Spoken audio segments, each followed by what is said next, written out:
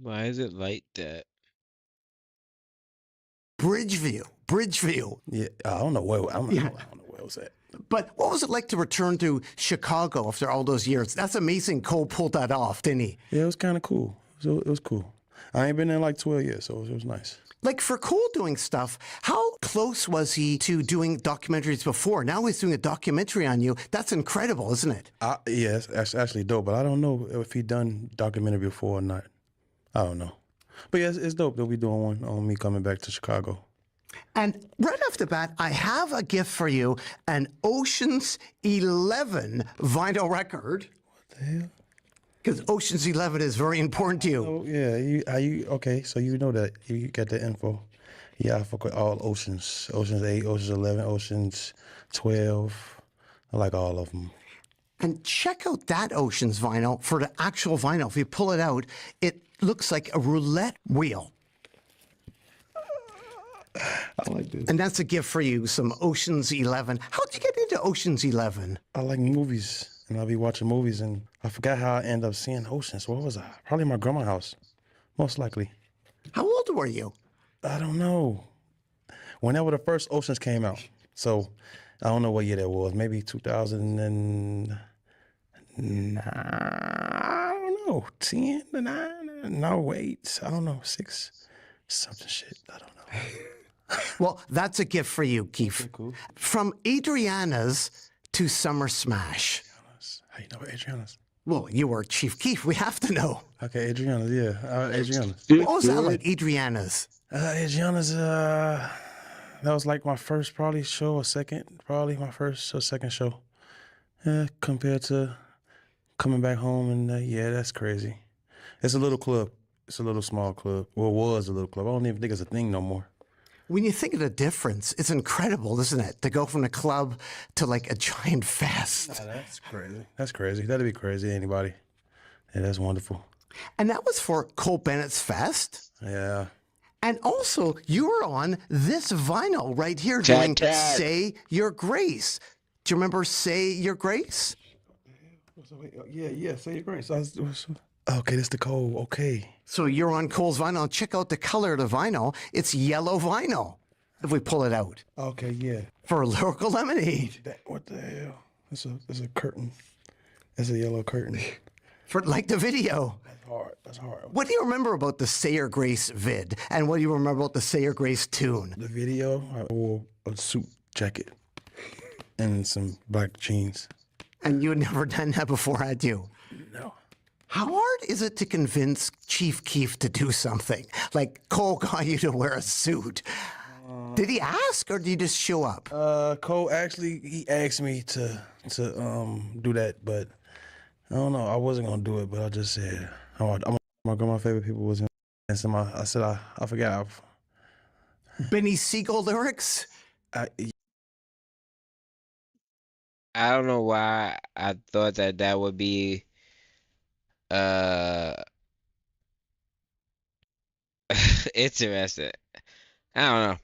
With That QuickBooks shit. Solopreneur, keep your finances organized year-round. Move from books to taxes seamless. So early on, to many people, the internet was promised to be a place where creativity could thrive, where anybody with an idea could share their art to the world.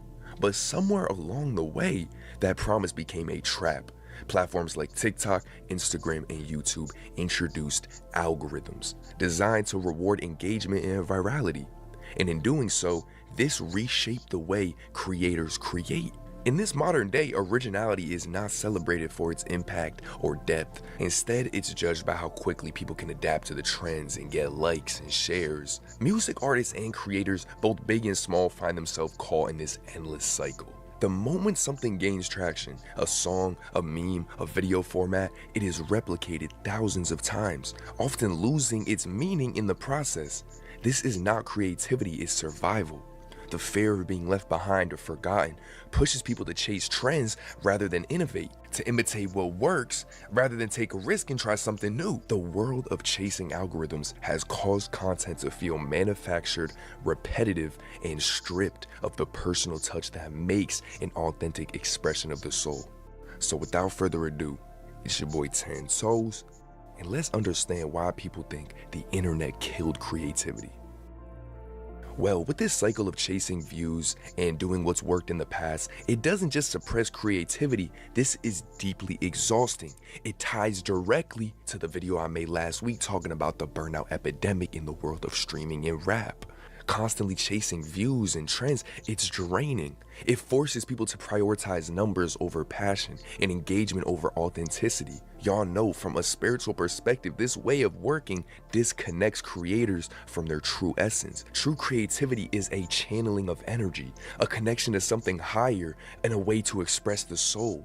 But when creators are stuck in this loop, their work becomes less about expressing the truth and more about seeking validation from an invisible system that runs your life, it runs your thoughts, it's dictating your day, it's not real.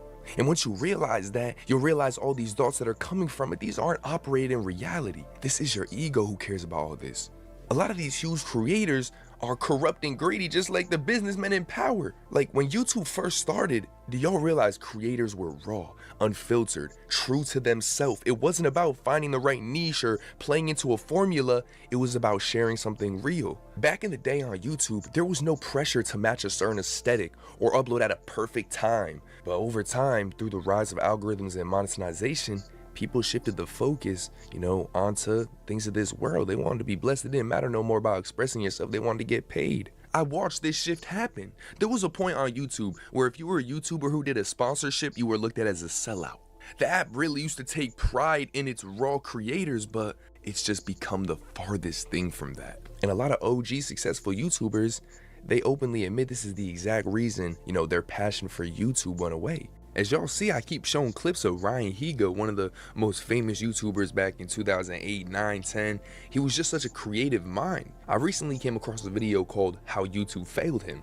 And it's a great video. And in that video, the dude showed a lot of clips of Ryan explaining why he lost his love for YouTube and creating in general. And it really resonates with this entire video. So let me show y'all those real quick. How YouTube was. Everybody could see great content when you typed in youtube.com. Now it doesn't really mean anything. It feels like people are either talking to you because they want something from you or something for their business rather than actually getting to meet you. It became about watch time. What's the point if everything gets age restricted? I don't want to get demonetized. Probably like half my videos got claimed. The YouTube grind is endless. I've been burnt out for years. For so long, I was just making stuff because I knew it would work versus something I got excited about. Now, nothing Ryan said isn't out of the ordinary from what other YouTubers who succeeded early on, said as the app developed. Even as consumers, we've watched Instagram turn into what it is today. It used to be really an app people use freely. What is it today? I couldn't even tell you. This happens to all these big corporations with these money-hungry people running it at the top. Like I said, we even see this with music artists because how corrupt the industry is. Artists used to pour their life experiences into their work, up, chat? What's creating up? sounds that were authentic to their journey. It wasn't already popping. They weren't trying to get onto a wave. Man, now rap and music in general is a complete numbers game. Many artists feel the pressure to replicate what's trending instead of creating something timeless. Because the internet and social media, everybody's chasing a moment. When you're chasing a moment, you become a thing of the times. That's the thing. Nobody's really chasing to leave a mark no more because that's not the goal. Y'all need to understand. I'm not going to sit here and say creativity is dead. It's still alive, but it's harder to find and harder to trust. And whether you're a creator or a consumer, these experiences are alike. What's up, For Ash? creators, constantly producing content that feels repetitive and hollow leads to a burnout and a deeper sense of disconnection from their purpose. But as consumers, you're not immune to the effects either. Engaging with repetitive surface level content, it's rewiring the way you think. Our brains become addicted to this instant gratification and constant stimulation. And when we're doing this to our Happy brain New and we're Year. constantly stimulated, we're leaving little to no room for our imagination. Our true creative energy that is fueling our existence. Creativity isn't just a skill, it's a form of connection. It's how we tap into something bigger than ourselves. Whether you call it inspiration, intuition, the divine source, when we fill our minds with endless noise, we lose access to that higher place. Consuming low vibrational content dulls your ability to think freely, to dream, to create, to know who you truly are. The internet's not just killing creativity, it's killing a part of us that makes us human. And the challenge now is to break this cycle. The real question isn't if creativity can survive in this environment, but if we have the courage to nurture it and protect it. Because right now, man, we do not. But hey, you already know it's been your boy 10 Toes. I appreciate y'all watching. I appreciate y'all. That's some real, man. Algorithms. That's why I don't focus on one thing to get a certain result out of something. I'm just being my whole personality, the whole thing, instead of just a little piece of myself targeted over a certain number of times and people, and it's just a mess.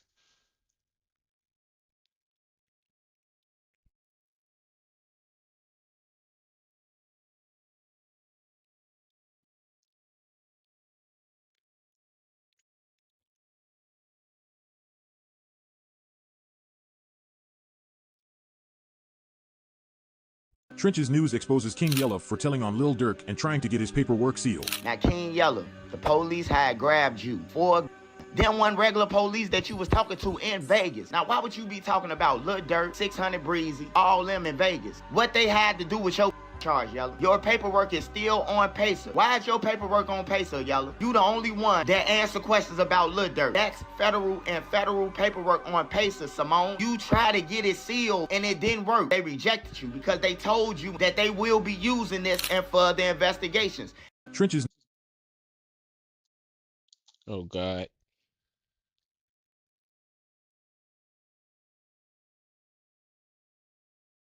This video.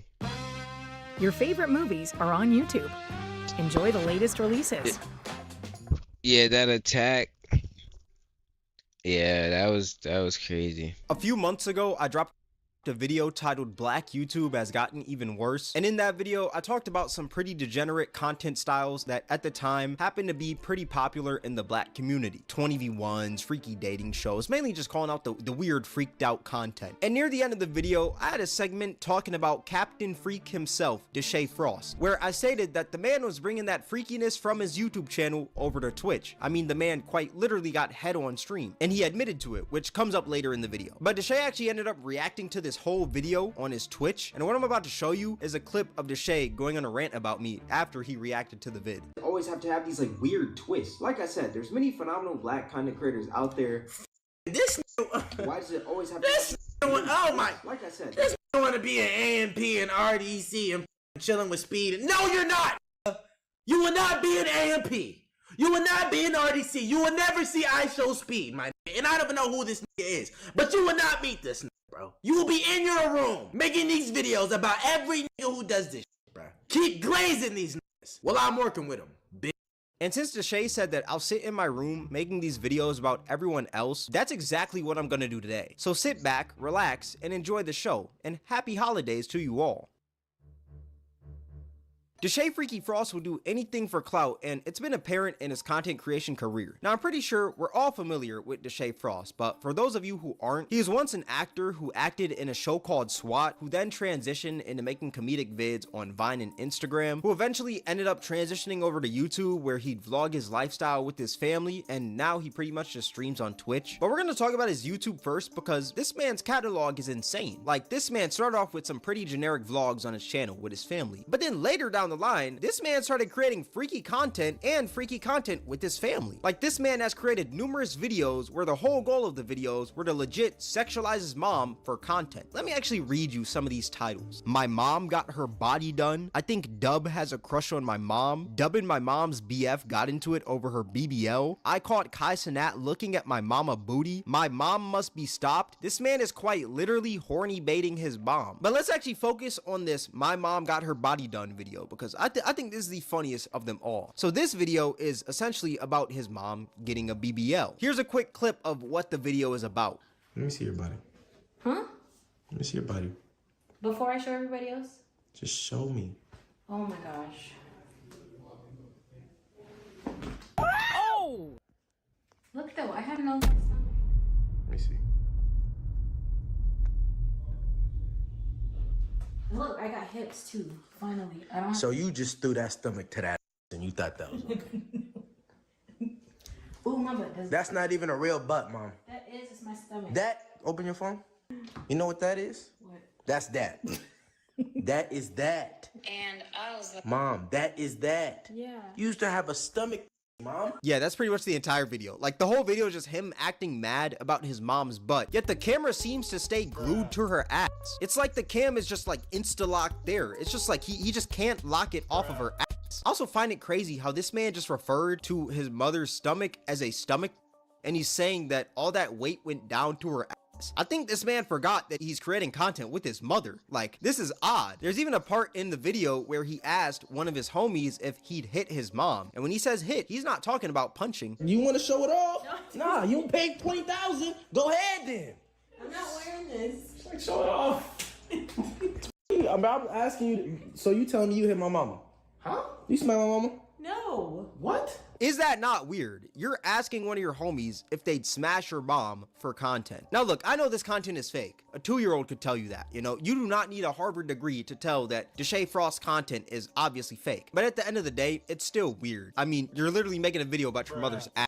And this man even got the hard eyes in the thumbnail with the monkey emoji. Like, bro, there's another video, My Mom Must Be Stopped, where the gist of it was just Deshae walking in on his mom making freaky Patreon content.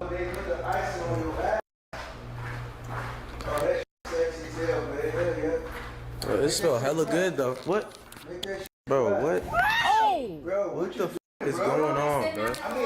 What is going on? Now this video is also obviously fake, but even though it's fake, it's still weird. Like, let's be real here, it is still odd. You're putting your mother in a sexual light for content. Let's just think about it for a second. You literally recorded yourself walking in on your mom wearing lingerie for content. It gets to a point, dude. Like, you gotta go back to the drawing board, because what even is this? What is this video called? Cooking with me. Huh? What is this video? It's called Butter Them Buns? What is you doing? What is you huh? Come cook with me. Oh! Just. So real this is quick. where it's gone to. No, what? Can you turn the camera off real quick? I wonder what conversations are had when they record a video like this. Like, does the man say to his mom, "Mom, get sexy for a video"? Or like, what does he say to her? Or is it like, "Mom, get in your best lingerie, the bills need to be paid"? That's kind of bars. I can't lie, that is kind of bars. But like, what conversation does this son have with his mother for her to get into some lingerie and act like she's taking freaky photos and him walking in? Like, what conversation is had to create something like this? The human mind is so complex, you know? The human mind has created movies like Oppenheimer, Avengers Endgame, The Matrix, but it's also created things like My Mom Must Be Stopped by Deshae Frost. Like, it's insane what the human mind can do. Not only can we solve math equations, but we can also create freaky content about our mothers on YouTube. Like, I'm telling you, humans are complex. There's another video, right? I caught Kai Cenat looking at my mama booty. Now, this video is just a boring 1-hour vlog, but in the vlog, there was a part where Kai Cenat talked about his mom's butt. Mom got a BBL, right? Yeah, she got a BBL. Just something nice.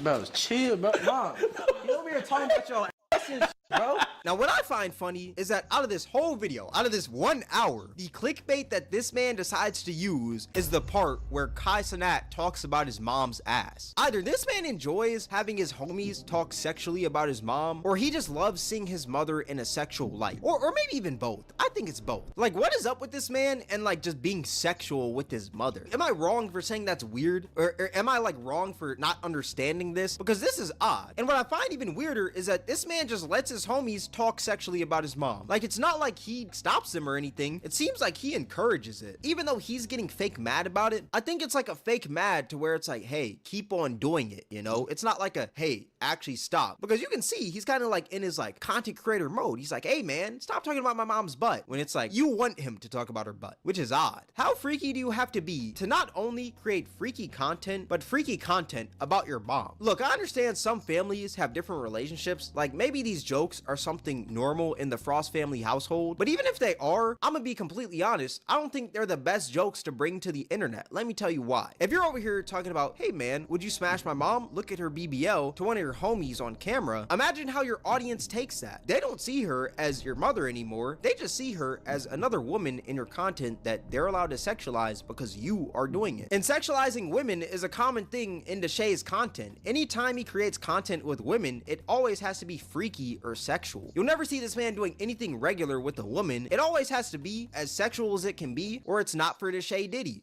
Bars. Like, this man always wants his videos to be borderline porn.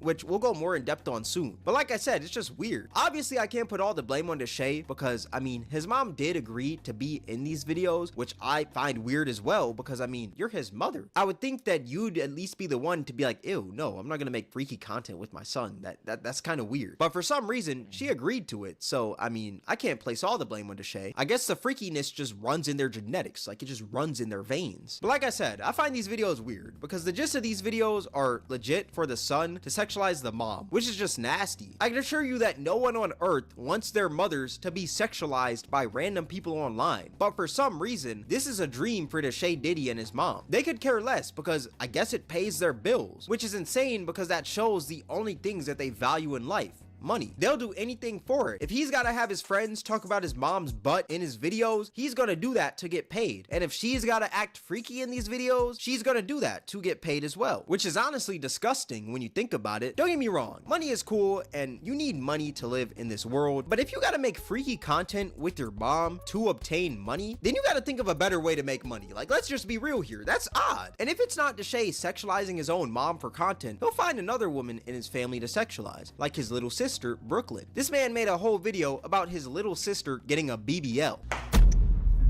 What are you doing? What are you doing? What the f are you shaking, bruh? Bruh. What are you? You're being what are you on right now, bro? Like, what is up with this man making videos about his family members getting BBLs? Like, is he about to make a video about his brother getting a BBL next? Like, this man is weird. Now, this was a joke video. She didn't actually get a BBL or anything. It was just like a plastic fake butt under her dress that was a prop. And Deshae was acting fake mad about it. And Deshae even admitted to this video being fake. My little sister Brooklyn got a BBL.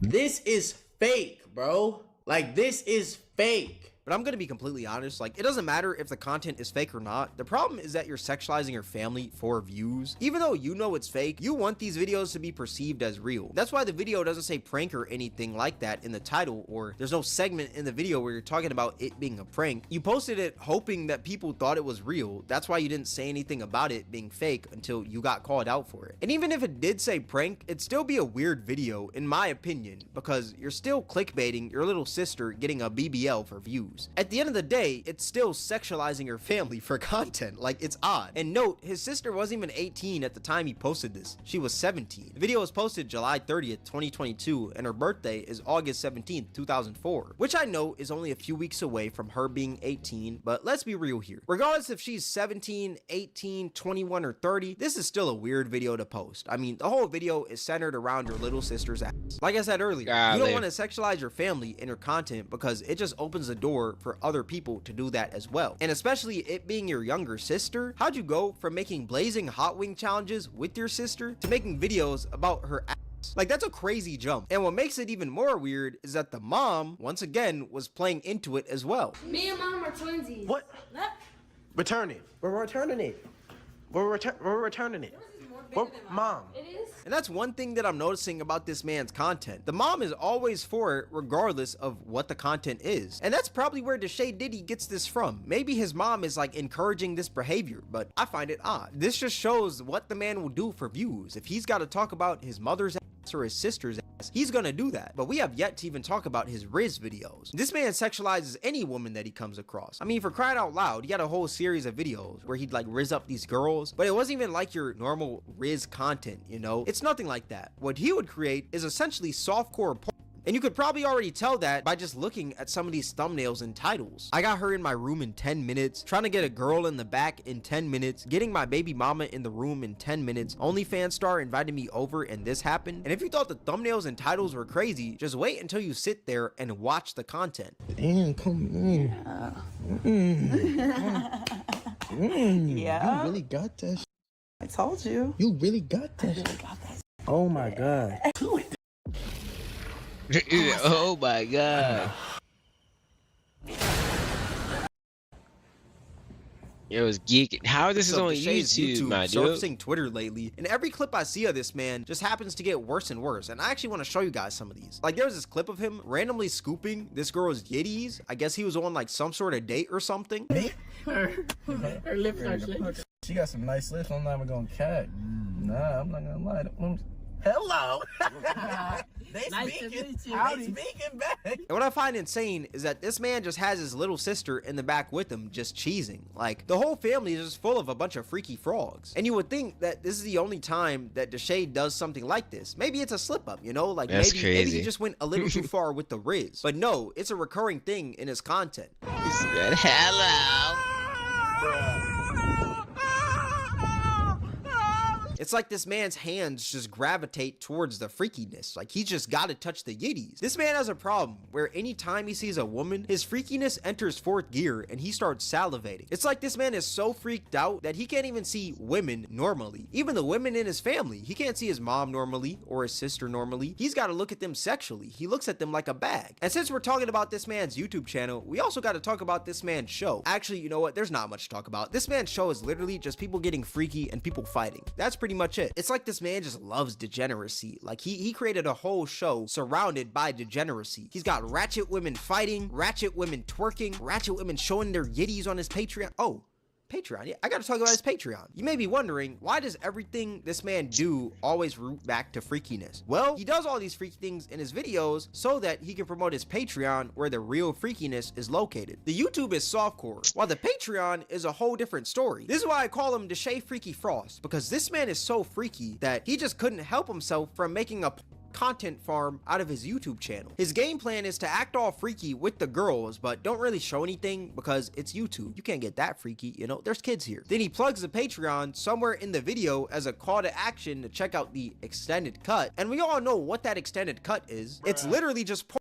The horny monster in Deshae Diddy needs to be put down. This man is just like a horny little leprechaun. Like, this man is just too freaky. I also question, who is watching this man's content? Like, it can't be grown adults watching this. It's gotta be a more young and impressionable crowd, you know? Maybe not children young, but most definitely like a 14-year-old going through puberty young. But that's only his YouTube and Patreon. We have yet to even talk about his Twitch, because his Twitch is the Wild West. You'd think that the man's content has changed since he's on a whole different platform, but no. This man made a long ass video about that shit.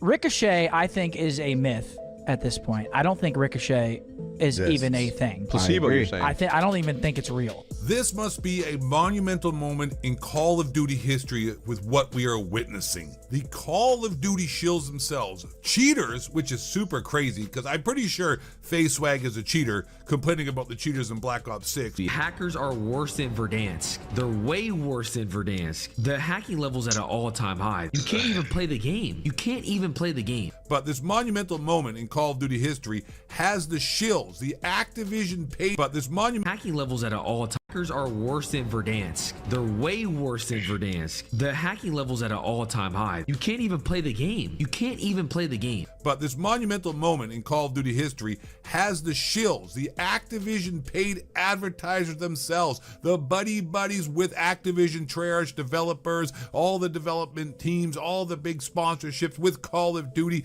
These Call of Duty cock gobblers are all complaining and quitting Call of Duty Black Ops 6 and Warzone. This, my friends, is history in the making. Call of Duty has served us up a pile of shit, but I can't play it. I can't enjoy it.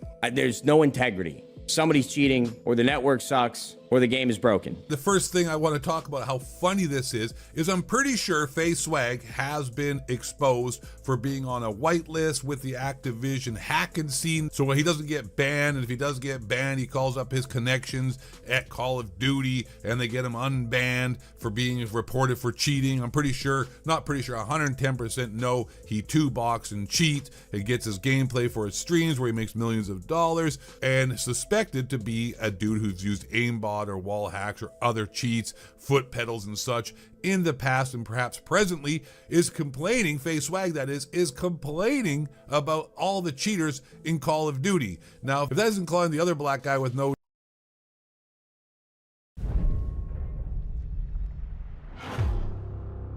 dad with no smoke alarm battery and the smoke alarm going chirp, I I don't know what is, my friends, but it is that crazy right now. These guys are in such a blender that they are biting the hand that feeds them, and I love to see it. And will anything change? I don't know. The hit detection is trash. The servers are trash. The Ricochet anti-cheat is like a screen door on a submarine, a solar-powered flashlight, completely useless, and an overall busted, broken experience being provided to the player base from a billion-zillion-dollar corporation who makes a game run like it was made by a couple Chinese guys in the janitor's closet of the Apple factory of Qingchong, China. It's not racist at all, no, not at all. It comes from China. But here is the thing, players. Let's get brutally honest here. Can we, me and you together? By the way, before we go any further, I would like you to do me a favor. It's Christmas time. Hit that like button. Let's get videos up to millions of views. Let's take over the internet as the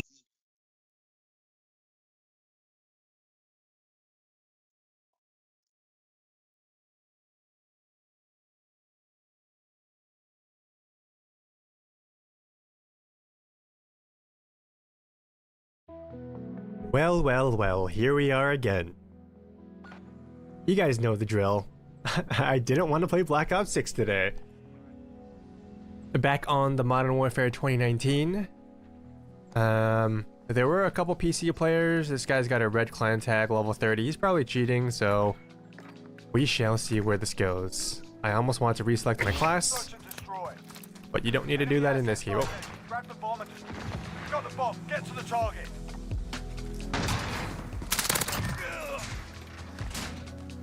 This Modern Warfare 2019? No way.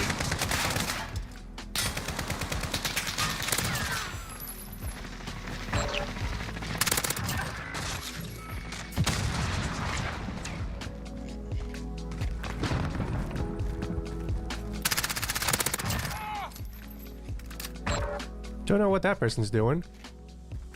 My movement is always like kind of clunky when I just get on this game because again, different movement system. Bomber's been planted.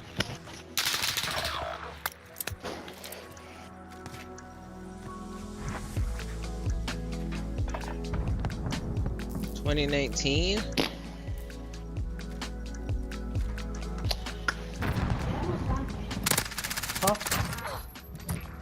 ¿Quieres comer todas? ¿Las comieron todas?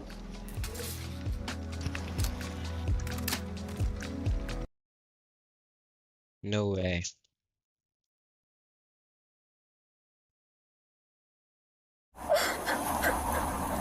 Is she okay? Do you see where she's hit at? No, it's on the side of her head. They're saying she's pregnant too. Take a deep breath.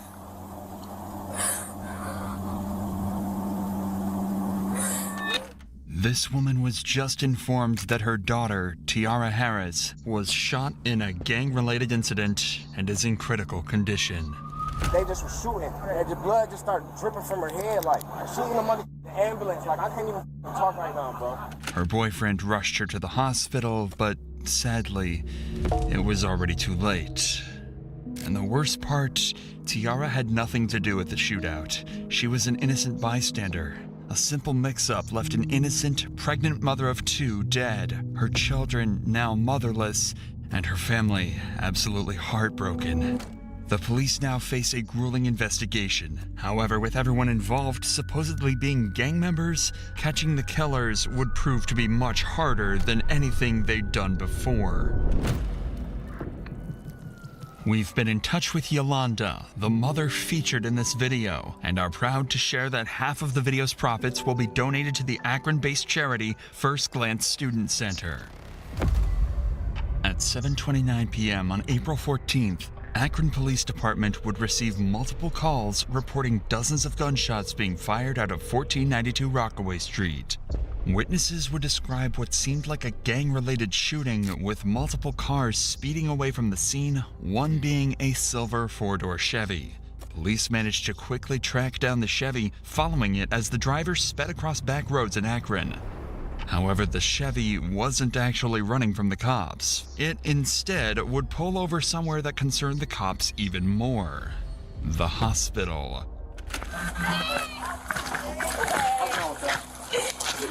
There's someone in the car still. Yep. Hey, hold up. 5807. 5807. Go ahead and shut the car off. Shut the car off. Shut the car off. Here, go ahead and put your hands on top of your head, all right? Nope. Hands on top of your head. Step up. Step up. Well, do we have someone checking High Street? All right, man. Here, step back here to the back of the car. Go ahead and put your hands behind your back. With the incident being reported as a gang-related shootout, police would assume the man driving the Chevy to be a gang member, meaning he would be very unlikely to talk to them. So instead, they decide to stop him in the back of a patrol car for later interrogation. As this was going on, dozens of additional 911 calls would ring in, witnesses would arrive at the Akron Police Department to give their testimonies, and more cars would arrive at the hospital. Most importantly, though, 4 miles away. What's crazy is somehow the witnesses always come out. Like the police just be wanting them to do something to the witnesses and stuff. A young woman would be placed in an ambulance under critical condition with a bullet wound to her head. That's Turns crazy. out all of this would be connected to a large group of reckless shooters.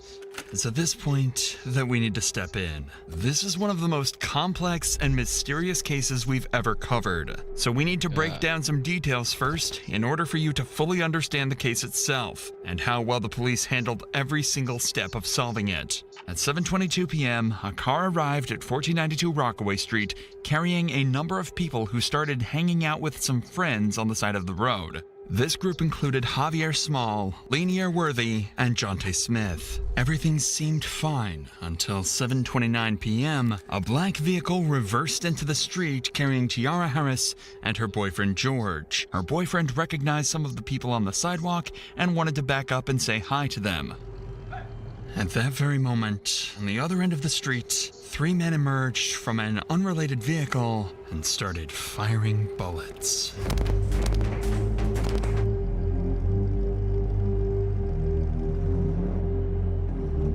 These men were Zaire Saunders, 17-year-old Anthony Whitaker, and Darion Rackley, all affiliated with the gang BBM, a notoriously violent gang active in Akron at the time.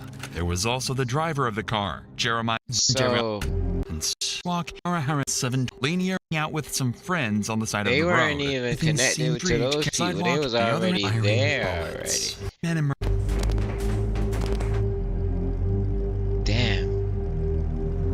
The drive with everyone running for cover. In the panic, Jonte and Javier drew their guns and began to shoot back.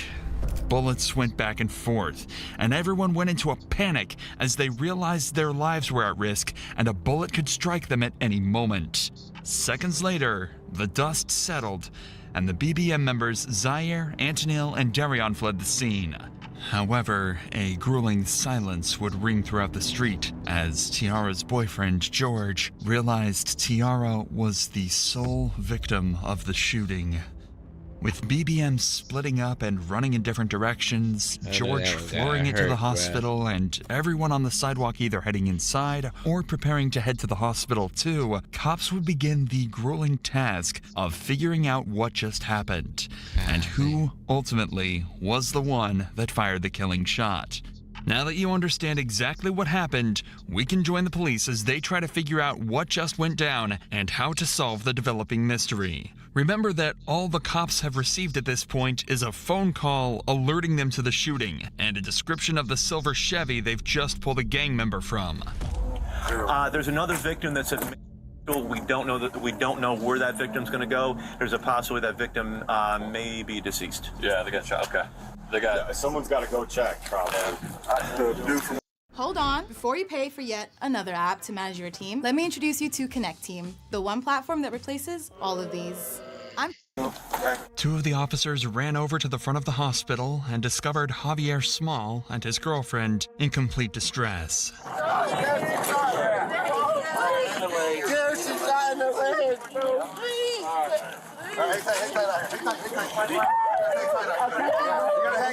He can't go with you in that room because she's got to go to get checked out. Hang tight. Let's go back up. As it turns out, another girl was also hit in the shooting. that being this man's girlfriend. Luckily, she was only shot in the leg, but he was still extremely distraught and horrified about the whole incident. Bro, I'm on house arrest. Bro, I gotta go. I gotta go to the hospital. Come on, bro. I gotta go to the house with my girl, bro. We'll get you. I gotta go to the hospital. I'm gonna come back. I'll tell you after. She's gonna be fine. I just got her in the car. I don't know. I don't know, bro. Your girl just got shot, bro. She's gonna be fine. No. Despite how distraught this guy is, he was a passenger in the Chevy, which they just found multiple firearms inside of. So police promptly arrested him. Hey, Palpy, we'll take him over here. Across town, however, there's someone in a much worse position. Tiara Harris, the passenger in the black car. Can I open that up? I'm trying to. Alright. They're saying she's pregnant too. Okay. How pregnant is she? How far along? 2 weeks pregnant. Okay. 2 weeks. Maybe 2? Yeah. Oh, okay. Yeah. Okay. Thank you. Yeah. 44, is there anything flying around underneath the ball? Am I allowed to ride in the car with her though to the hospital? Not right now, I'm sorry, man. Bro, Yanni just got shot. I mean, T just got shot. Bro, just in the car, just driving down the street in Kenmore, driving from over there, and they just was shooting. None of the glass broke, but she wasn't like moving or talking. So I just brought her, and the blood just started dripping from her head, like, bro, we see in the hospital, the ambulance, like, I can't even talk right now, bro. Tiara was immediately rushed to the local hospital, and her boyfriend George was brought in for questioning. He wasn't a lead suspect, but police did find it odd that he just happened to arrive at the site of a violent shooting right as it all went down. He would claim to be innocent and actually provide a detailed description of everything that went down that night. You turned off here, so no, I didn't. I came this way, and I said, "What y'all got? Like, what y'all got going on over here?" Like, I'm like basically saying, "Y'all good?" Right. As soon as I said that, somebody from down here got to just shooting a gun that just kept shooting. That's all I know. But I didn't hear nobody or nothing like that. So you're right there, and then you heard that. How many shots did you hear? Man, I can't even recall. It was a lot. And then as soon as I so you were facing this way? No. You literally backed all the way on. Say I'm coming down here in this Rockaway. Like, this would be Rockaway. Okay. Down, I backed up. Oh, so you backed, so the back of your car was facing that way? And I'm like, is y'all, I'm like, what y'all got going on? Like, I look out just like that. Like out the window? Like, as soon as I even, like, it should have been me, like, you feel me? Because I'm the one that looked straight out the window, like, are y'all all right? Y'all good type stuff.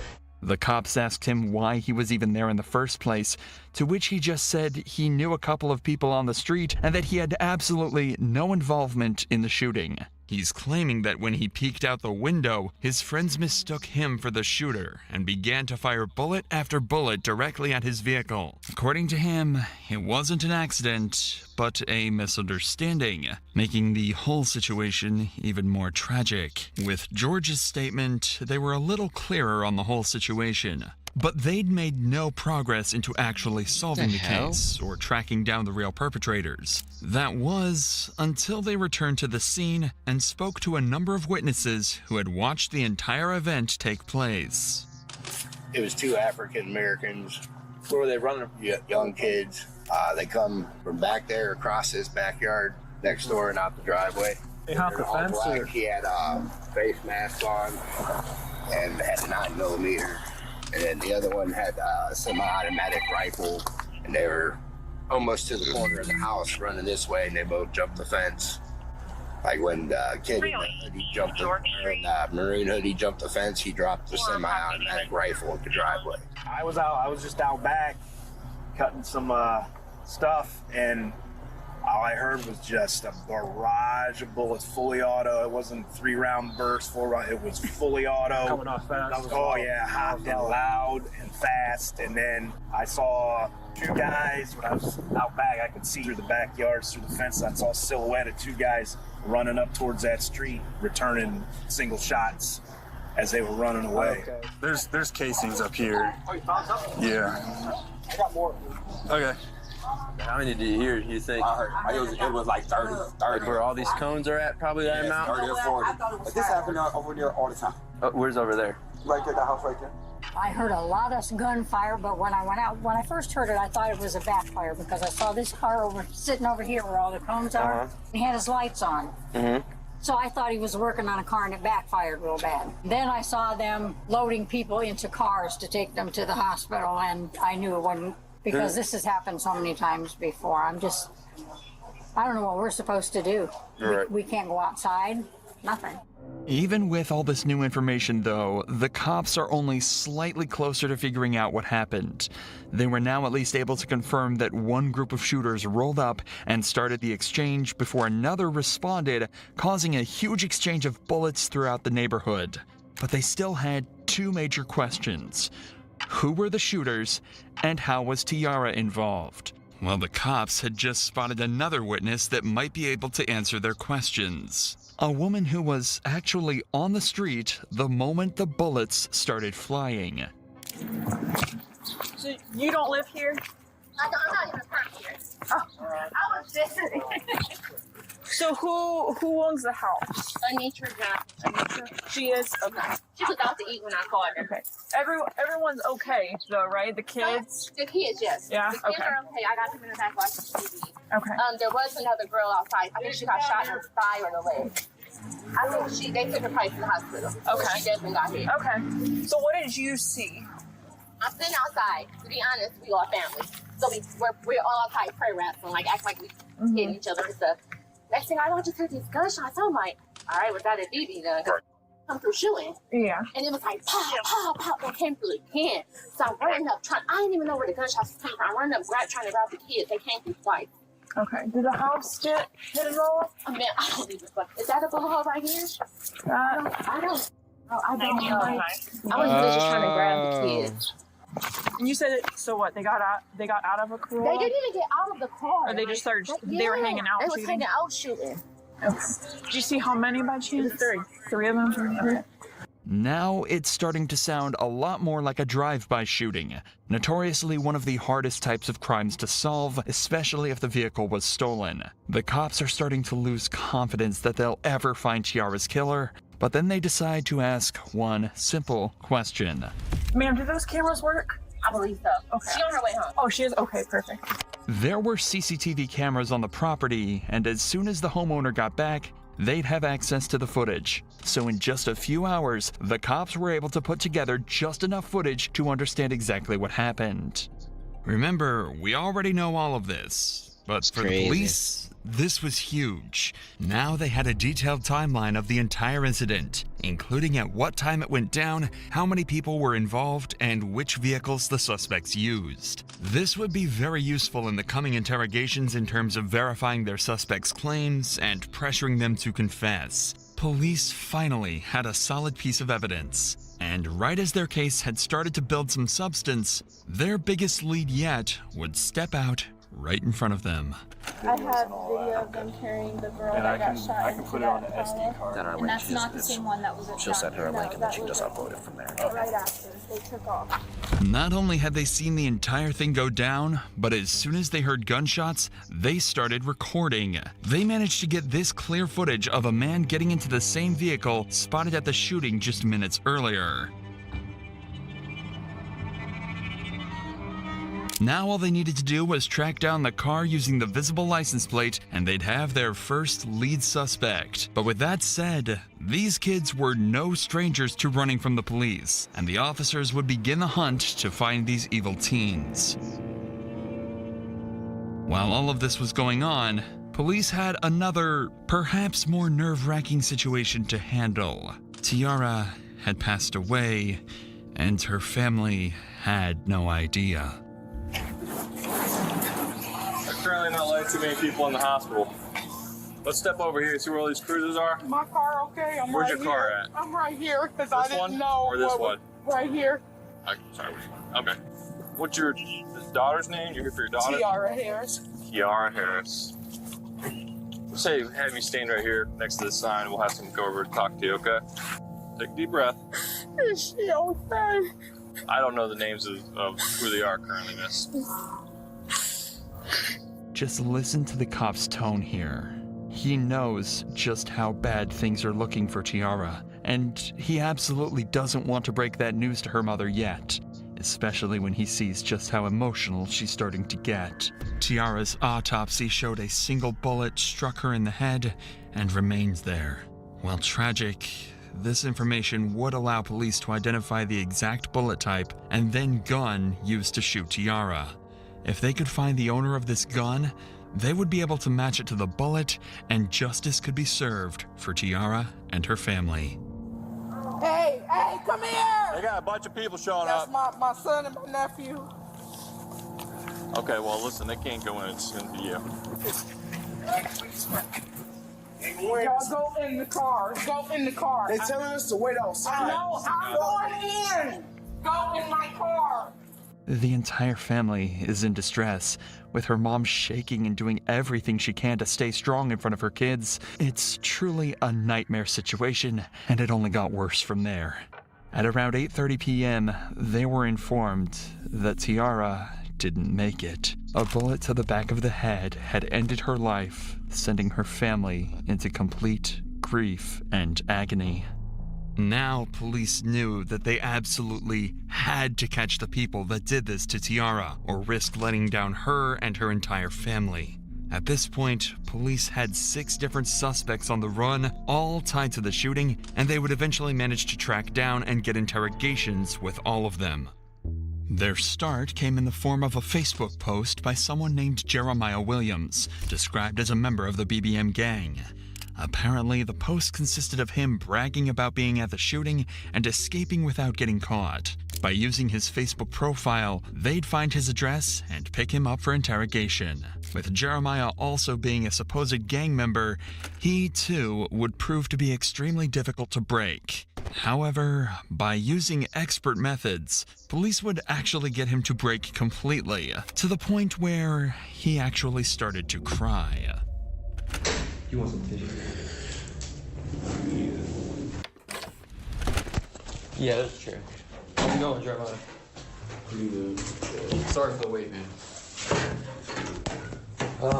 I'm Detective Smith. This is Detective Davis. Nice to meet you. Alright, man. So the reason why we have you sitting here talking to us is we need you to think back to April. There's an incident that happened on Rockaway. You remember this? This young lady got shot. You remember hearing about that? Mm-hmm. Okay, so during our investigation, your name's been coming up. But do you know about where you were that day, if you can? Or I was definitely at home. Apparently, Jeremiah also has an alibi, and even gives multiple names over that'll attest he wasn't on Rockaway that night. You're at home. Yeah. Where was that, at Amherst? Amherst. This was right before my mom moved to Louisiana. My best friend, Rob, talked to her sister, the girl that died, her sister, Dayani, or Diane, or however you say her name. My best friend, Rob, was like in the kind of little... Like dating? Yeah, with her sister.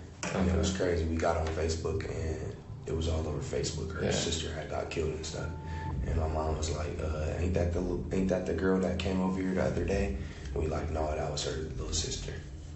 Has her little sister reached out to you guys or anything? We haven't talked to her, and I don't talk to her at all for real, but.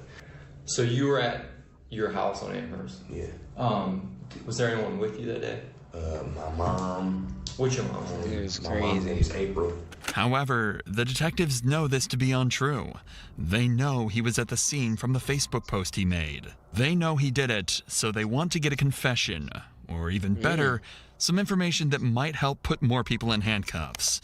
The thing is, they're initially going to find that a lot harder than they'd hope. I have to ask, do you recognize this car? Dude, this was the car that was in that video. That's on Facebook. So you remember it? Yeah. Have you ever been in this car? No. Do you know who drives this car or owns this car? I don't know him by like name, but I know who he is. His name like Pa or something. Pa? That's what they call him. Do you know, can you describe him? That's funny because I don't even really know what he looks like. Like every time I've seen him with a ski mask on. Okay. Like I've never seen him outside of a ski mask. Okay. All right. Tell me a little bit about yourself, your past. Like, have you ever been in trouble or anything? Yeah. I'm actually right now. I got probation. So like just a weapons possession charge is all you got? It's like carrying a concealed firearm in a motor vehicle. Gotcha, yeah.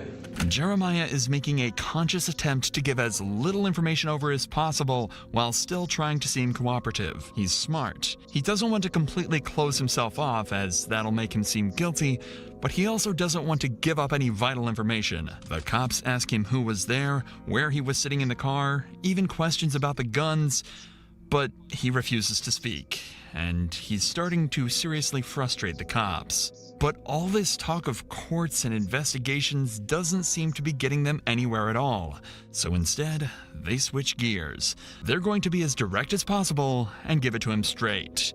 That's their last hope at getting him to crack. What do your friends call you? Do you have a nickname or anything? Jay. We're just getting to know you, man. Right.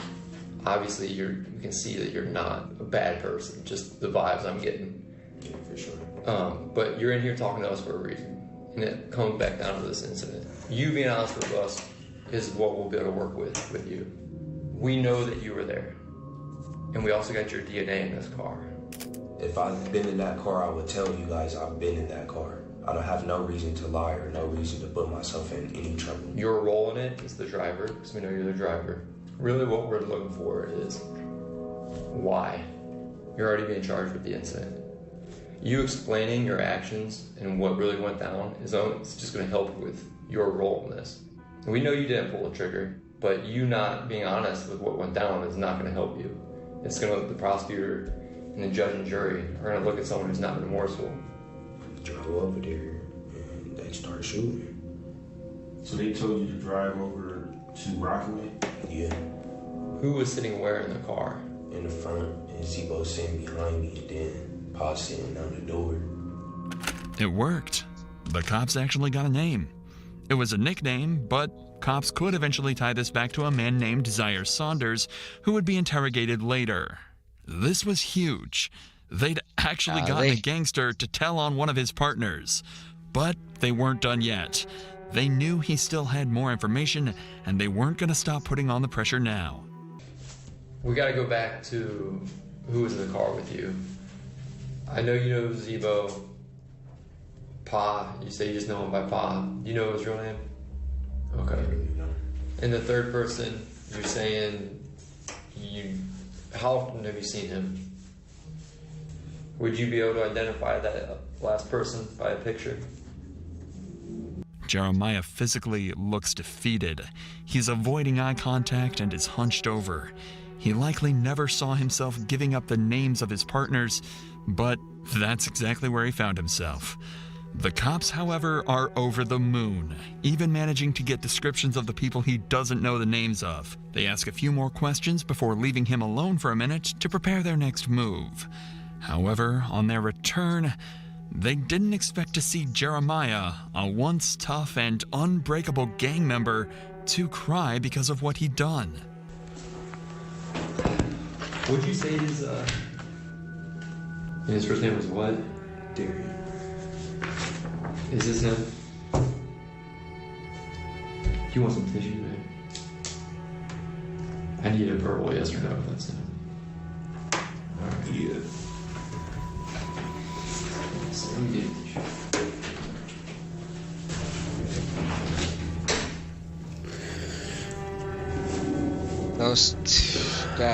If this is the first time you've seen a gang member cry, you're certainly not alone. But it actually happened again in the detective's very next interrogation. While these cops were busy talking to Jeremiah, a breakthrough had been made outside of the interrogation room. Remember this footage recorded by a civilian witness earlier? Well, after 5 days of investigation, they actually managed to track the car down, enabling them to take in another suspect, Antonil Whitaker. Police would quickly realize that Antonil might be even more important than Jeremiah as a suspect. He's a supposed member of the BBM gang, and believed to be one of the suspects that initiated the shootout. The thing is, he's just 17 years old. Since there's still some information even Jeremiah couldn't give them, they figured they might be able to scare him into giving up everything he knows. And their first idea is an unconventional but possibly extremely effective method: a call home to mom. Hello, Ma. This is really, really serious now. You need to put yourself wherever you was and get to telling with your part as much as you can, because you can't take the blame for this, and this was not you. You shouldn't be sitting there. They know it's your car. You can't get out of that. You better than this. Antonil doesn't even seem to feel like following his mother's advice. Despite the fact that they know it was his car, he's claiming that someone else was actually driving it that day. And even more unfortunately, he'd forgotten exactly who. Listen to his story and see if you believe it as much as the detectives do. So you said you were at home? No, wait, like the whole day? Someone took your car somehow, brought your car back, gave you the keys back or whatever, and then so you could take your sister home. That doesn't make sense, man. You know a jury, you know a judge. They're not. I'll be honest with you. I mean, what you're giving is not even a good statement. It's not even a good lie. That's why it'd probably be easier for you to tell the truth. You see, about an hour after the shooting, Antonil was confirmed to have used his car to pick his sister up from an event, meaning it was clear that he was still in possession of it. But that didn't faze Antonil, and despite how many questions police asked him, he refused to give up anything. How this works, you might already know this from TV, but I mean it's kind of accurate. We're going to compare your DNA to the DNA on the shell casings that we collected on scene. Is there any reason your DNA is going to be on there? Because if there is, you've got to explain that. You said no, or I don't know. Who got in the car with you at all? If you're saying your DNA is not going to be on those shell casings, right? And you're saying you weren't driving, who did you let drive your car? Believe me. I don't know who's there. But now it looks like it's on you. They're trying to force a confession out of him by telling him that if he'd been in physical contact with any of the evidence tied to the murder, they would find out and he would get sentenced. And they're not lying either. When you touch anything at all, you leave behind skin cells, sweat, small hairs, or even oils that can quickly be traced back to you. Meaning, if Antonil had touched the car, the bullets when loading his gun, or anything else related to the murder, police would find out. However, as of now, detectives haven't had the time to run these tests to confirm if his DNA was present, meaning they couldn't pressure him to a confession, and they'd have to wait until later. So in the meantime, they move their attention to the next suspect. Remember the man Jeremiah gave up to the cops back in his interrogation? That was Zaire Saunders. Once they had his name, they tracked him down and arrested him. And he would prove to be even more helpful than Antonil and Jeremiah combined. Did you know of or hear about that young lady who got killed? Yeah. Did you know her? No. We don't think that she was the one meant to be hurt. And I mean, based on what we're seeing. But unfortunately, she did get obviously hurt. Her family's hurt. Right. You know, when we did that search warrant, we got your phone. Yes. Okay. And we downloaded your phone. And your location is putting you on Rockaway that day. No shit. What happened that day, man? I shot a pistol. You shot a pistol? Yes. This seems like a breakthrough. He's just admitted to being a part of the shooting, and it seems that all the detectives' work has just paid off. But they're not quite there yet. Of the 3 shooters, 2 did indeed use pistols, but one of them was actually yielding the extremely dangerous automatic rifle that can be seen clear as day in this footage here. Instead of jumping this fence after the shooting, the man with the rifle fled directly down Rockaway Street, and that's the direction Zaire's phone shows him running.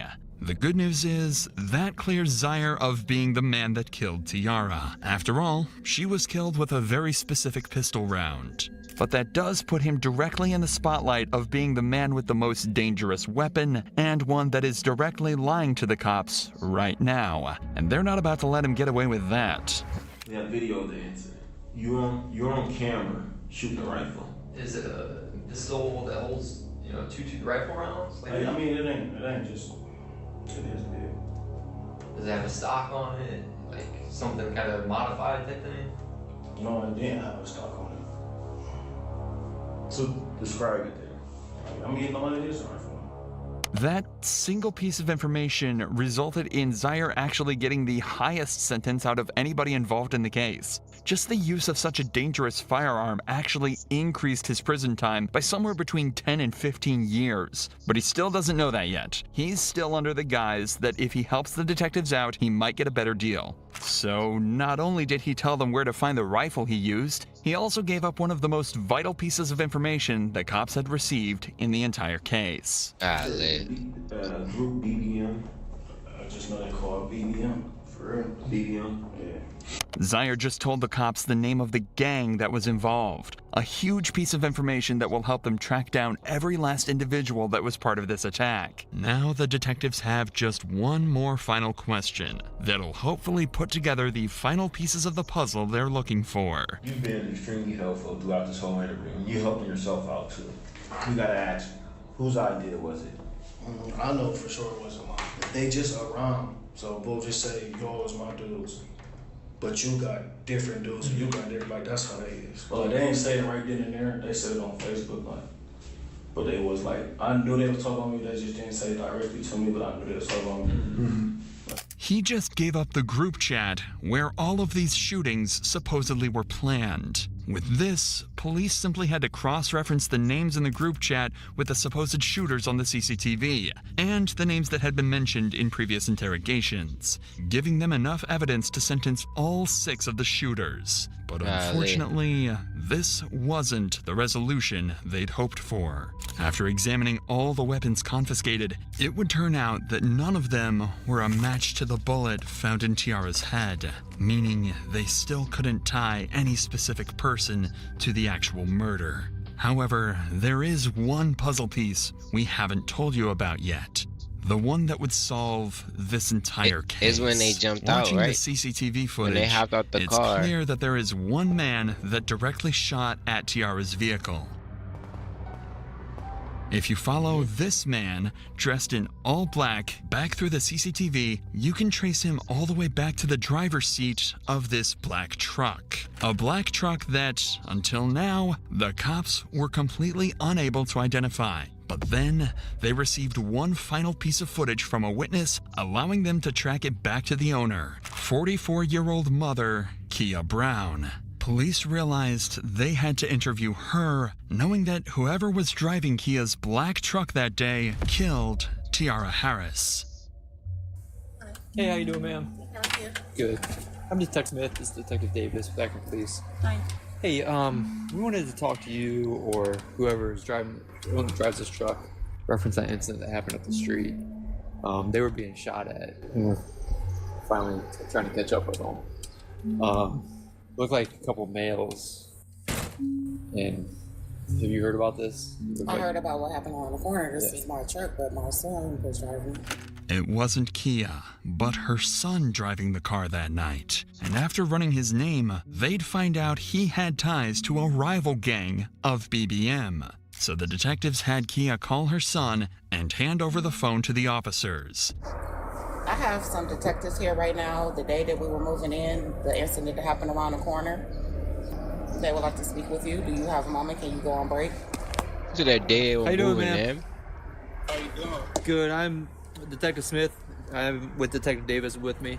Hey, what's your name before we get started, bud? Lanier Worthy. Lanier. All right, Lanier. How you doing, man? So listen, man, I won't keep too much of your time. We were wondering if we could talk with you and your mom maybe in person at some point, and we wanted to talk to you about that incident that happened up the street.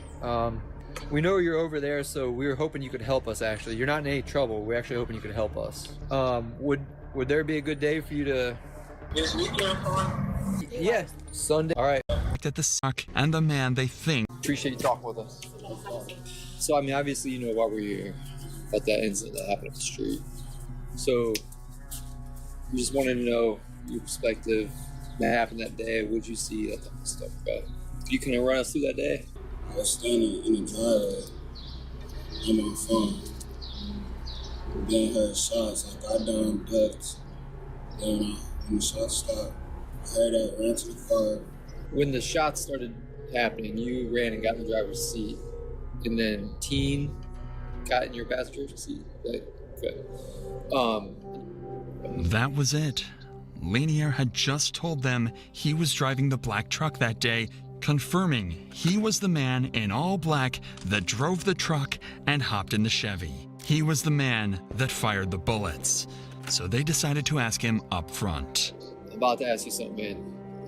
I'm about to ask you from your parents. I'm sorry, but I gotta ask. Did you shoot that day? Okay. Even though he said no, police already had all the evidence they needed. The car tied to him, his ties to the rival gang, and finally the video of him shooting at Tiara's car. So they arrested him on the spot and brought him in for interrogation. What's up, man? Here? Hey, come Am I able to have a lawyer with me right now? What's that? Can I have a lawyer with me? You can do whatever you want, man. I'm not here to... Okay. Are you saying you want your lawyer? You don't want to talk? Yeah. Okay. All right. But in the end, this wouldn't matter, as when they arrested and processed him, they managed to confiscate his gun. And after analyzing the forensics of the bullet inside of Tiara and Lanier's gun, it was a match. Lanier had fired the killing shot. After 5 months of investigation, all the puzzle pieces were finally in place. In total, 7 people were charged in this incident. Zaire Saunders was charged with involuntary manslaughter and 4 counts of felonious assault and was sentenced to 35 to 40 years. Antonil Whitaker and Jeremiah Williams got 20 to 24 years on similar charges, while the 4th assailant in this group, Darion Rackley, got 34 to 40 years. It was confirmed Antonil's DNA was in fact found on various bullet casings on Rockaway Street, despite his claims in the interrogation room. The next 2 to be sentenced were the ones who shot back at Zaire's group after being rolled up on. They were Javier Small and Jonte Smith, who were sentenced to 4 years and 2.5 years.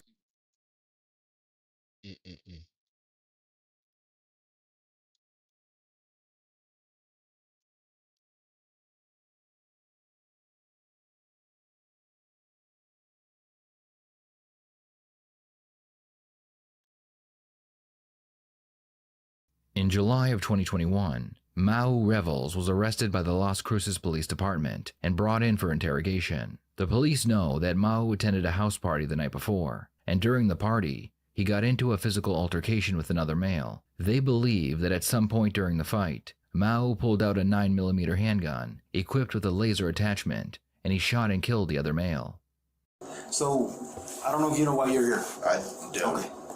Well, I think you do, but I want to make sure. I want to give you an opportunity to talk to me. Yes, sir. You're here for a reason. You're not here by mistake, by chance. I know you know why you're here. And I want to explain to you, and I want you to talk to me if you wish to. Yes, but before we do so, man, since you did come in a police car, you were in handcuffs. You didn't come here on your own free will. I have to read your Miranda warnings. So what I'm here to talk to you about is something that happened early this morning. What kind of car do you drive? Dodge Charger. Dodge Charger. What year is your car? 2015. 15? Gotcha. What is your color of your car? Dark blue. Blue? Does it have any special... It's wrapped. Wrapped? Yeah. Okay. Like on half. Oh, like half of the car? Yeah. What does the wrap look like? It's just like, I don't know, it's like triangles. Like shapes? Yeah. Okay, gotcha. You mentioned you went to El Paso. Can you just walk me through yesterday into today when you came back from El Paso? Okay. I want to know just your whole day. Starting from yesterday? Yes, sir.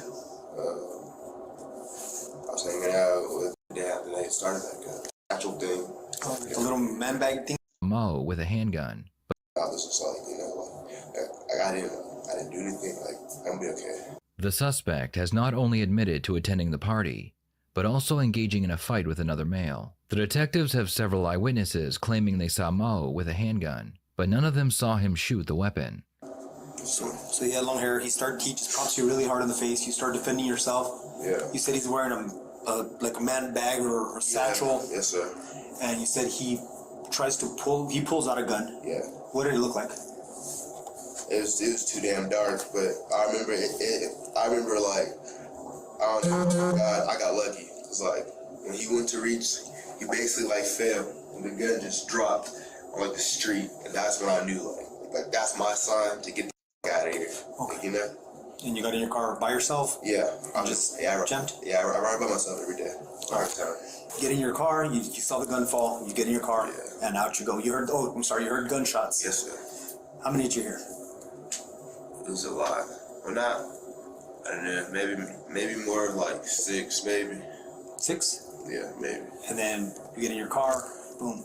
What kind of, have you ever, seen guns or handled guns? Like, no, yeah. Do you know like what guns look like, or? I never handled a gun. No? I was just wondering if you could tell me what kind of gun fell on the floor. The detective gets as much information as he can out of the suspect, and now it's time to confront him about the shooting. Would it surprise you if I told you that people saw you and your whole football team there? My whole football team? Well, you had about 8 guys that were with you. From the football team? I don't know if they were from the football team. That 8? Yeah, that's false. False? All right. Yep. So I'll be honest with you. They put you that you got in a fight. All right. You and a lot of the guys that you were with. So, we're fighting with like four or some odd Hispanic guys. It was a lot of them. It was just like every way you looked. Just. But one of the guys that was with you was talking shit to one of the other guys that's the one that started the fight. Yes, sir. Can you tell me that guy's name? Who? The one that started the fight? I don't know who started the fight. Or who's the one that started the argument? I don't know who started the argument. Did you guys, did your friend, the one that started arguing with that other guy, did he get kicked out of the party? No, like I said, I don't know who started the argument. Oh, okay. I'm being like for like I remember I'm just chilling. I just just hitting my shit. I mean, sir, honestly, there was not really just a bunch of one people fighting one person. Mm-hmm. It was like a rumble. You just see people come from everywhere. Just everyone's just banging right there in that street. Okay. So after that, you get in a fight, and the one that obviously is the one that you remember the most is this gentleman that was wearing the red jacket and long hair, Hispanic and tall. Yes, sir. So then after the altercation, man, they say that you had the gun. Me? Yeah, you. That's why you're here. Okay.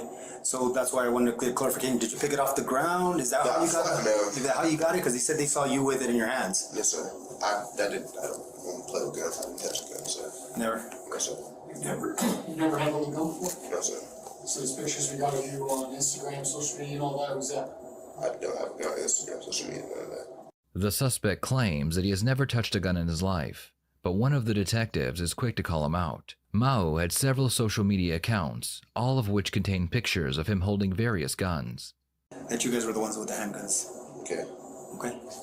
And like I said, I want your side of the story. If you're scared because they were beating you up, I understand what happened. Yes, sir. And self-defense is a whole different deal. But yes, sir. But yes, sir. I would never. I don't even get the heart to shoot someone, bro. Like that's not me. I got you. I play football. I just got my first offer today. Like I really don't. I never said you had to shoot somebody. All I said was you had the gun. I didn't say you shot anybody. Yeah, but still, if you have a gun, you're gonna shoot someone. That's the intent for a gun, is to shoot. No, sir. I have plenty of guns. I don't shoot people with them. Just because we carry the gun doesn't mean you're gonna shoot somebody. Makes sense? It's self-defense. It's a tool that you use as defense. If you own one. If you own it. I've never. I don't. I got you. So you brought it up, but did you shoot anybody? No, sir. Okay. And like I said, I heard shots. All right. So this is what's gonna happen next, right? You know that we picked you up at your house on Hellenic. Yes, sir. There's gonna be a search warrant on your residence, okay? Yeah. Am I gonna find any guns in there? Am I? No, sir. No.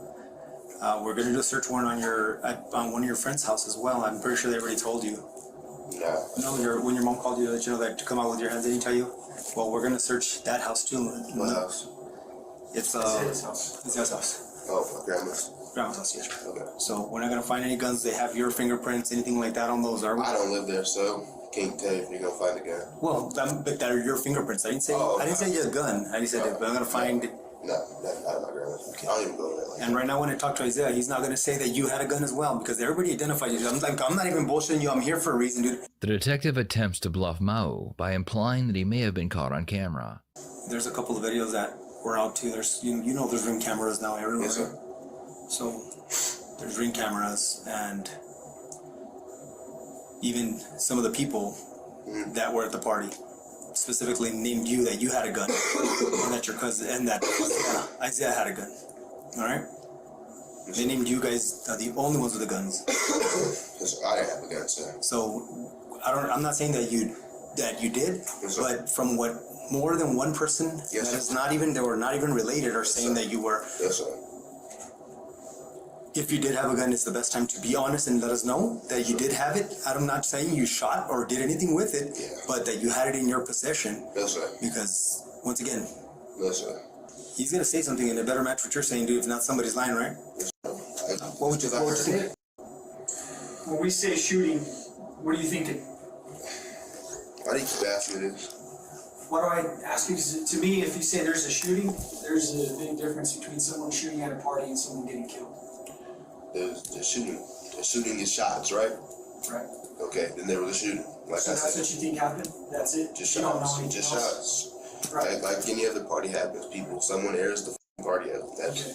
So this is what I want to tell you right now. Somebody's dead. Okay. And you're the suspect. Okay, sir. That's how serious this is right now. The fuck? That's what I want to tell you. Okay. So this is shooting dead? at a party. Do you know who's dead? Yes, sir. The guy in the red jacket sweater. Yeah. The party that you're the one you fought. You're identifying it. You as the shooter. Yes, sir. You fought him. You just told me that you fought him. Yes, sir. And that you tried to pull a gun on you. Yes, sir. And then he ends up dead. Yes, sir. And you tell me that the gun fell in the street. Yes, sir. And that's what I'm telling you. Yes, sir. No. So what is that? How's everybody gonna look at that? What are they gonna say? Like it's my fault. Like you picked up that gun and you shot him, right? Yes, sir. But I did not, sir. Okay. I'm not gonna find any gunpowder on your clothes, right? Yes, sir. You shoot the powder, or I'm shooting next to you, you're gonna get powder. What if it's in like the area? It has to be like this close, dude. If you're not this close to the gun, it's not gonna be on your body because it doesn't travel that much. Unless you're fucking shooting a cannon. Yeah. But you're not shooting a cannon, right? You're shooting a handgun that's being shot. It's only gonna be this much, dude. I mean, like 4 feet. Yes, so if you're not 4 feet from the gun, it's not gonna be on your clothing. Yes, Am I gonna find gunpowder residue on your clothing? Yes, sir. When the detective tells him that he plans on analyzing all of his clothing for gunpowder, Mao becomes noticeably nervous and his story changes. Originally, he said he ran to his car and that's when he heard the shots. Now he claims he heard the shots while he was in the crowd. It's big ass crowd. So you're close enough to where you believe you might have gunpowder on your clothing? Maybe, yes, sir. Okay. But Fair enough. I don't have anything else anywhere else, sir. I got you. Fair enough. All I need to know is if I find it, I know why it's there. Yeah, and it's not just because I was in that crowd. Pretty sure all of us that were in that crowd would have gunpowder. No, we already checked a couple of them, and nobody else got it. So that's why I'm asking. It doesn't work like that. Okay. So if you feel like you were close enough, like at least from the room, then it's gonna be on you. Yes, sir. If you're not this close, yes, sir, it's not gonna be on you. Yes, sir. All right. So you think it might be? Yes, sir. All right. If by chance those videos do come through and we see you with the gun, dude, it's gonna be bad for you. Yes, sir. Because at that point, not only will you be in trouble for the shooting, yes, sir, or being involved in the shooting. Not saying that you shot that guy, sir, but for the shooting, but you're also going to be in trouble for discarding that firearm. So if you did have a firearm, it's in our best interest to provide it back to us because that's an additional felony charge. Yeah, no, that's going to happen. No, I understand. I don't got a firearm. I'm not going to find a firearm in your car. No, sir. Because I'm going to tear up your house right now, and I'm going to fucking tear up every space that you could possibly hide it. Okay. Just letting you know. Okay. And I'm not going to find nothing. Okay. At the beginning of this interrogation, Mao refused to give the police the names of his friends and his girlfriend. The detectives are about to tell him that he's going to jail, so Mao immediately gives up the names. You might still be in jail by the time this stuff goes through. I'm finna sit in jail? You're fixing to sit in jail right now. We don't have a story for you. And so I have to go to jail today and sit there? There's a chance. I have to sit in jail today? It depends on you. That's what you're telling me? It depends on you. It depends. So how does it depend on me? I just told you everything. Jesse Joy? Yeah. Aragon? Yeah. Okay, that's a good one. See, I need somebody to vouch for you, dude, because all I have is your story. Yeah. And I got 4 people telling me different. Yes, you know? sir. So that's what I'm trying to say. I need somebody that's going to tell me your story. Yes, sir. And I want to make sure that when I talk to you... That you got jumped. I didn't get jumped. Stop saying that. Yes, you got in a fight. All right. Gotcha. And you want to ask my football player friends if I was with them? Anybody that was there that can vouch for what happened tonight. That's who I need to speak to. I need somebody that's going to tell me, no, this is all bullshit. This is what happened. I was with him the whole time this fight went down. He fought. He protected himself. This is what happened. I saw the gun fall. Someone that was close to you that could help me put that together. Well, she saw. I think she saw the beginning of the fight, but I made her leave. There's no way I can go home tonight. Well, that's what I tell you. If his story. I'm asking him. Oh. Because it's a man with a plan. I do have a plan. I'm trying to be straight up and honest. Yeah, I'm trying to go home. Sleep in my bed. Okay. There's no way I'll go home tonight. Answer that. Okay. So, that said, doesn't mean that you're not ever gonna go home. Yeah, no, I understand that. I'm just trying to make it back home before my dad. Dude, I'm gonna show you a picture on Instagram. You're sitting right next to him and he's got an AR-15 right on his fucking lap. Alright? You know that. You were there when you took the picture. It's literally your face. So, and then his Glock that he has. It's tough for us to sit here and want to believe you when you're like blatantly lying. So some of the questions we ask, we know the answers to. Right? Yes, sir. You and your cousin are in a lot of trouble. Yes, sir. Your cousin, someone tells me your cousin got you in a lot of trouble today. So it's something that you need to think about, and it might not be right now, but I am telling you it's going to come to a head eventually. Yes, sir. Your cousin, to me, doesn't seem that he's on the straight and narrow and he's pulling you down that path. You were trying to play football. You have a scholarship. Your cousin don't. Yes, sir. Your cousin wants to have street rep or whatever it is that he wants to have so that he can sell his rap albums or whatever the case is. You said your Jordans were white, right? Yeah. So I don't want to take the wrong shoes and leave you without any damn shoes. Yeah. You got one pair of Jordans or? No, hell no. I got multiple. I was like, yeah, I know for sure every play sports you're gonna have at least 5. But I think my Jordans are downstairs, so. Yeah. Yeah. What about the clothes you were wearing last night? Where's the other? Just don't take any extra clothes that I don't want to. No, I don't like that, like I told you, I just take my shit off. Alright, so this is gonna be, it's not gonna be painful, nothing, it's just the Q-tip, they swab your inside of your cheek, both sides, you're done. Okay. Were you born and raised here in New Mexico? Yeah. I'm trying to get an offer and like go somewhere different. Any other state, state other than New Mexico. Somewhere different, anywhere. Arizona would be cool. Hard to tell, but it'd be cool at least. At least it's the same type of weather. No. Oh, no? No, Arizona is super hot. Cruces, in Las Cruces, says Mao Econ Revels was found guilty last February of felony murder, aggravated assault with a deadly weapon, and several other charges stemming.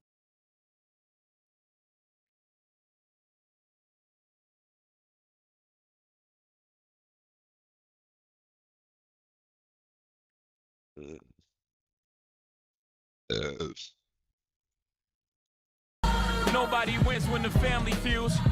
And if I want to leave, I'm going to leave. And if I'm going to leave, I'm going to leave. Yeah, but you're talking about you're going to follow me. Who does that? You're weird. You're weird. I don't want to be with you and I don't have to. And if I want to leave, you're not going to follow me. The guy that was killed the day you used his card. Lanisha, certain things don't make sense to me. Oh, crazy. Look at her. When she finally reached him, like, he tried to post up with her or whatever, and he swung.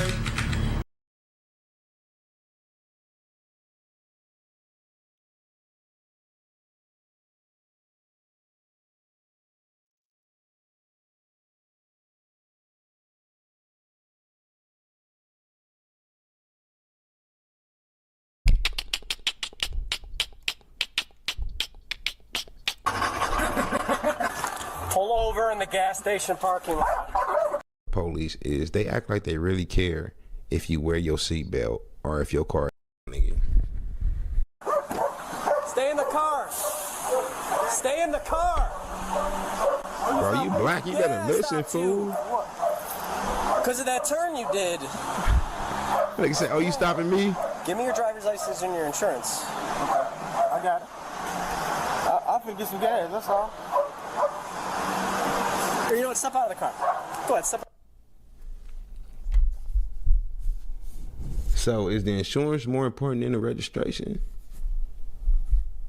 This what I Insurance.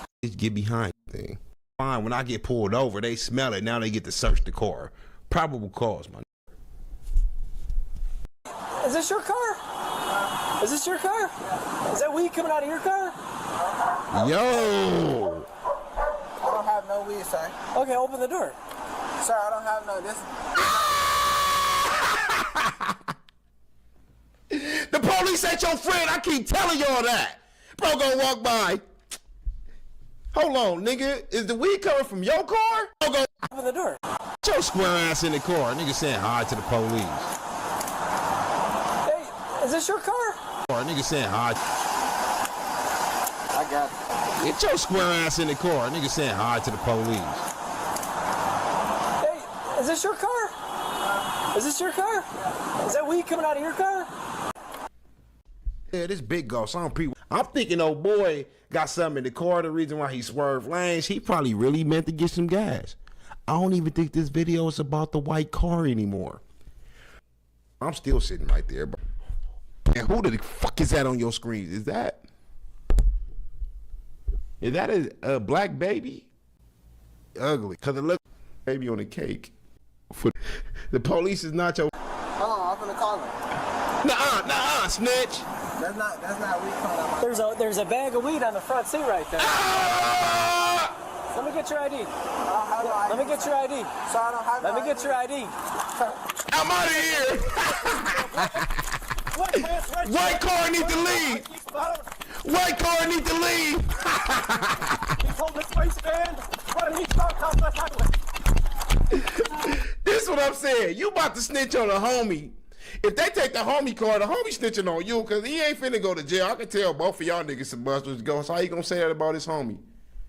Because that's his friend. Buster's kicking with Busters, bro. He was about to snitch on him. Now that he ran, if he get away, they gonna take the car and run the place and be like, hey, it was a nigga with no now you ain't got no more shots. There he is. There he is. He's westbound on Columbus. 4800 block. He's still holding his waistband. Oni, now you got some fresh lungs on you.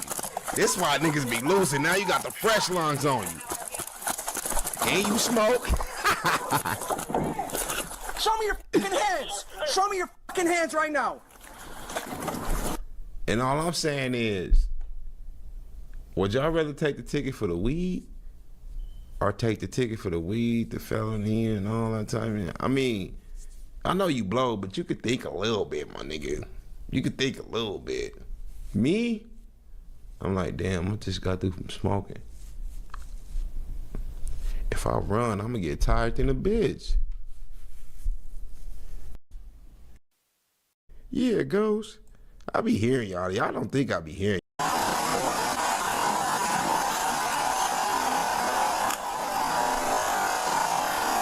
Yeah.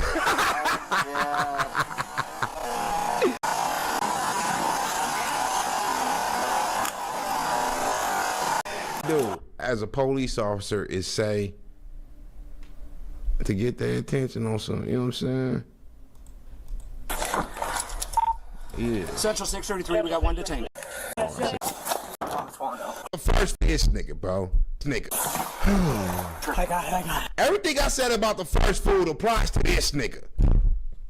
Everything I said about the first food applies to smoke. Okay, to have a 60-70%. Well, not in all 50 states. Let's say certain states. Let's say half and half. Let's say about 60-70% of the states. It's okay to keep a pistol on you. Boom, I'm 18, nigga. I'm 21. I'm finna buy me a little yacht. On my waist, conceal it, no license. Okay, it's legal, cool.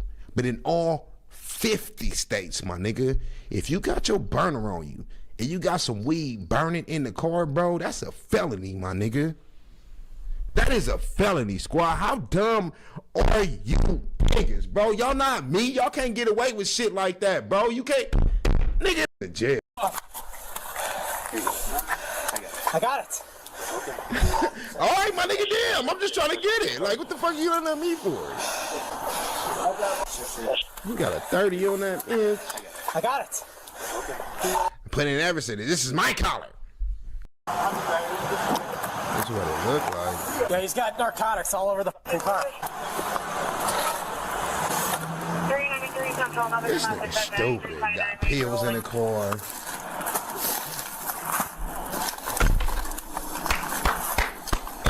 We got us a good collar. With all that shit on me, with a pistol on me, why you just didn't stay in the store, my nigga? Stay in the store. Act like the ATM don't work. Buy up the store, bro. Act like you arguing with your girl. Leave the shit. Walk out the store and walk her. He didn't even know the car was. Bro, Take him to jail. About 7 ounces of weed packaged in 13 individual bags, 16 bars of Xanax, and 5 grams of shrooms found in the center console of the vehicle. We got us a good caller today, Another fellas. 1/4 ounce of weed was located in plain view on the passenger's seat. Overall, the amount of weed seized weighed in at 201 grams. Look at all this shit. Look at all this shit. So a lot of shit up in here. He's got the key and he was going into the car.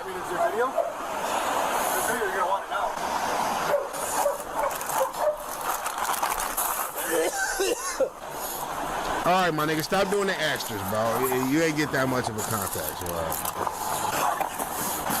A 200-count box of sandwich bags was located. Possession of sales. He's going to jail so bad. Bro is with the camouflage PlayStation controller. You ain't playing that anymore. Nothing else of evidentiary value was found in the trunk.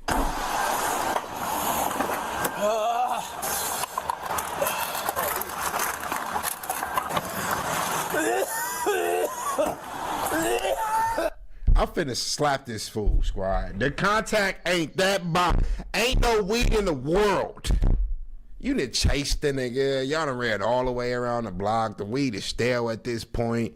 It ain't even visible smoke no more. All you smell is that somebody smoked in here before. My nigga acting like he just hotboxing with Snoop and Be Real. Like, come on, squad. You already got the collar. Stop trying to make him do more time. You trying to get some time off? No, T-Fat. All that lint in his dreads. Take him to jail, bro. Fast. It was his fault. When you do dumb shit, I have no remorse for you at all.